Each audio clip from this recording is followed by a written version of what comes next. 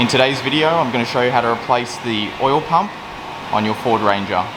Remove the front tyres. Remove the bash plates. Drain the engine oil. Drain the front diff oil. Upper ball joint's got to be disconnected, tire end disconnected, lower ball joint disconnected, caliper off, sway bar leak, brake hoses, ABS cable all disconnected, hub off.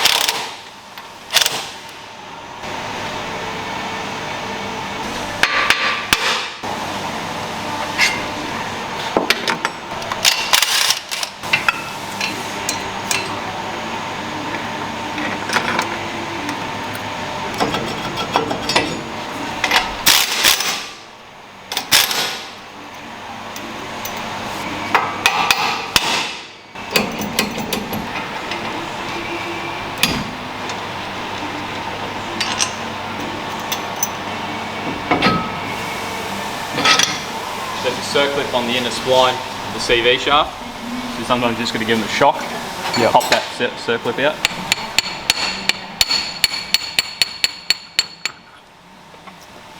Drive shaft's out, then we start working on taking the diff out. First thing I'll take out is the front tail shaft. I mark them, so it goes back in the same slot again. T45. Yep. Torque bit.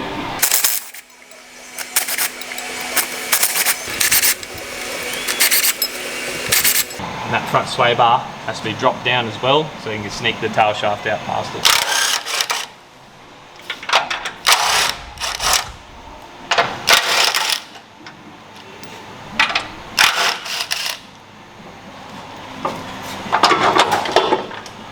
As you see, they're already marked. Yeah.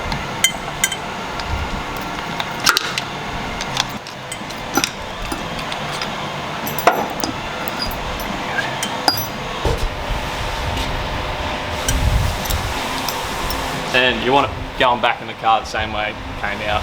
So mark that end comes out, the transfer case, put it back that way. Then we start working on taking the front diff out. Not many anchor bolts, one there, two up here. There's a breather hose, and there's one big one up front here as well. Just leave the bolt hat sitting in there. 15mm wobble drive.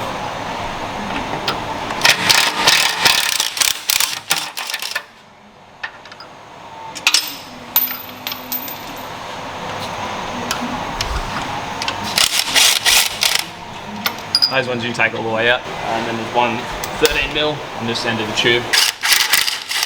The nut's part of that bracket. So now the diff's really just sitting in there, hanging on that one bolt.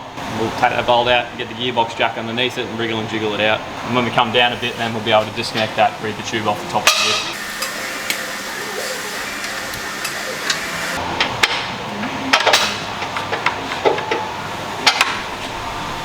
A little plate on the side of it that has the nut mounted on it, so we're not going to undo that off.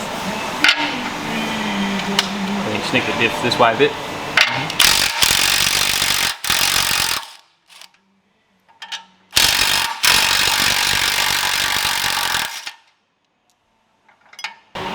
Now we'll get that breather tube off. Yeah. It mounts on the front side of the diff here. You see it just up there. Yeah. Right off there, and then there's a little hook further up, so you can slide it out of that, like that, and then that breather tube's free. And then there's nothing else going to the diff.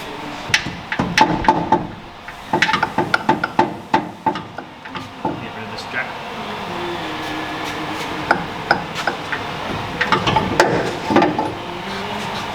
The rack has to at least be dropped down. Because it's electric rack, I'll go down, I'll disconnect the battery, and then I'll start unplugging everything. Yeah. I like to lock the steering wheel in the straight ahead position. So when everything goes back together. Rack's straight ahead, steering wheel straight ahead. Not going to wreck the clock spring or anything like that. Put it all back together the same way, it gets pulled apart. Set the steering wheel straight and lock it in position. Disconnect the negative battery terminal. They've got like these safety red clips on them. You're going to slide that clip back first, then push that in. Then I'll clip jump off all that.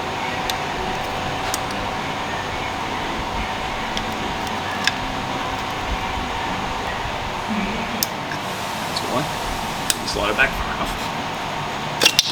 Yep.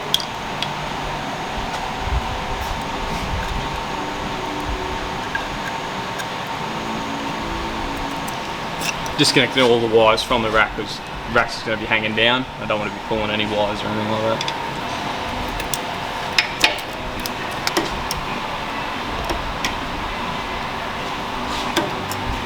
Alrighty, now we'll undo the pinion bolt. We'll wind that out, and then we'll undo these, drop the rack down. May as well take this whole rack out actually. 'Cause being electric, there's no hydraulic lines going to it, so won't make a mess. I'm going to drop it out and take it out, put it on the ground. For the hydraulic ones, I just leave the hydraulic rack. I disconnect everything and just hang the hydraulic rack down, so I don't lose any power steering wheel or anything like that. But the electric one will take the whole thing out. Remove the power steering rack mounting nuts.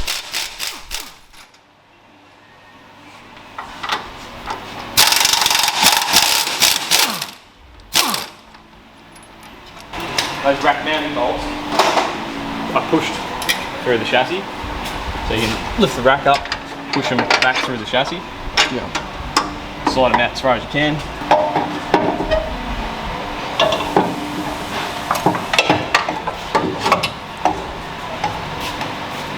You just leave those rack mounting bolts hanging out the front, and you see our little tags hang out of them that line up with the chassis there, and just come back together. Just leave them hanging in there for now. They'll be out of the way. Only because this is electric, I'm going to move those wires out of the way because that clearance there, I need as much room there as possible between the chassis rail and the sump. I've also got to drop the sump down. That wiring loom's in the way. It's going to limit how much I can drop the sump down. So move that wiring loom out of the way.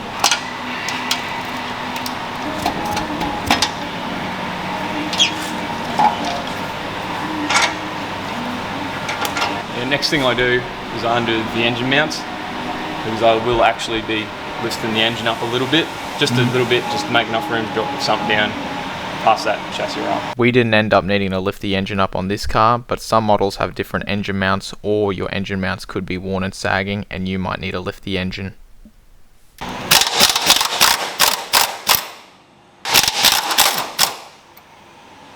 And freeze the engine up, that way you can move the engine around a bit if you need to.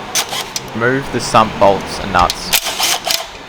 It's just a combination of 8mm and 10mm nuts. Hold the pan on. As you see, all the bolts are out, but the pan's still not falling off, so we've got to try and break that silicon gasket.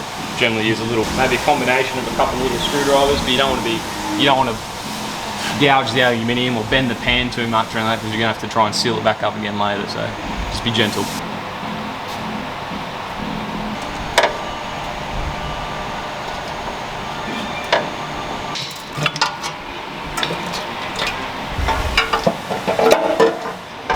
See, like, that's the oil pump up there, and the gap between the chassis and the actual oil pump just ain't big enough. It's close, it just ain't big enough. Oh, is it? No, look at that, I can get that. What I will do, because taking it in and out, I've contacted that surface with the chain. I don't want to get silicon back on that chain, so I will lift the engine up just a tiny bit, just to get a little gap there when I'm putting it back together. Removing the pickup tube. Just a little 8mm bolt.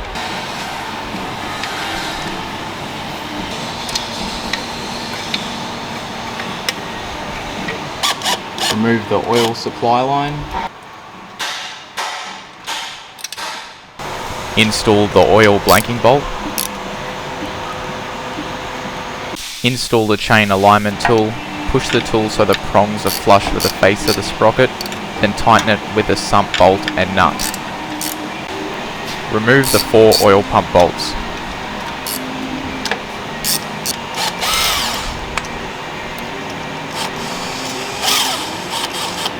Remove the chain off the oil pump, then remove the oil pump.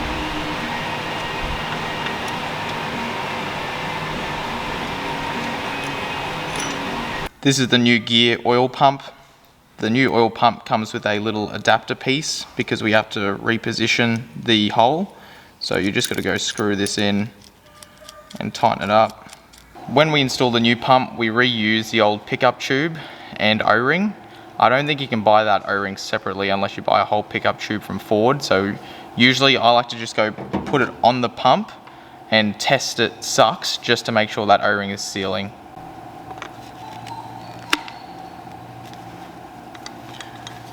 Now you can go put the pickup section in a tub of oil and then you can just go spin it up by hand and make sure it's sucking up oil. That way you've tested that the O-ring is sealing properly. Install the oil pump and the bolts a couple threads.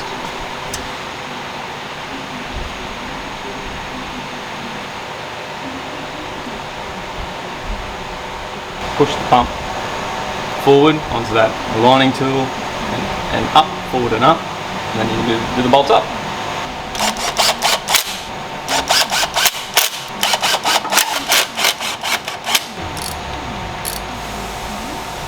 Remove the chain alignment tool.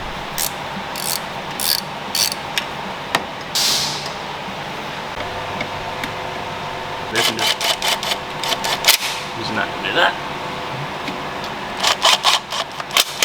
And then I'll check it by hand. When installing the pickup tube, you need to check all the way around the tube where it meets the pump. Depending on how you tighten up the bolts, you can kind of cock the tube a bit, and if that happens, the O-ring won't seal and you won't get oil pressure when you try to start it up. You'll have to grind a bit out of this area to get it to fit.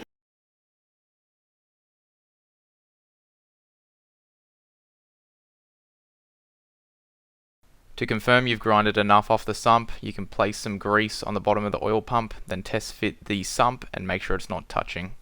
Still more. Yep. Remove the old silicone off the bottom of the engine and the sump. Apply silicone to the sump. Make sure you use a good quality sealant. Install the sump.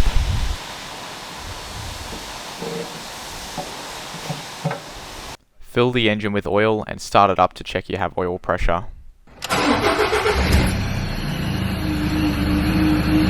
Once you've confirmed you got oil pressure, you can reassemble the car in reverse order and then you're done.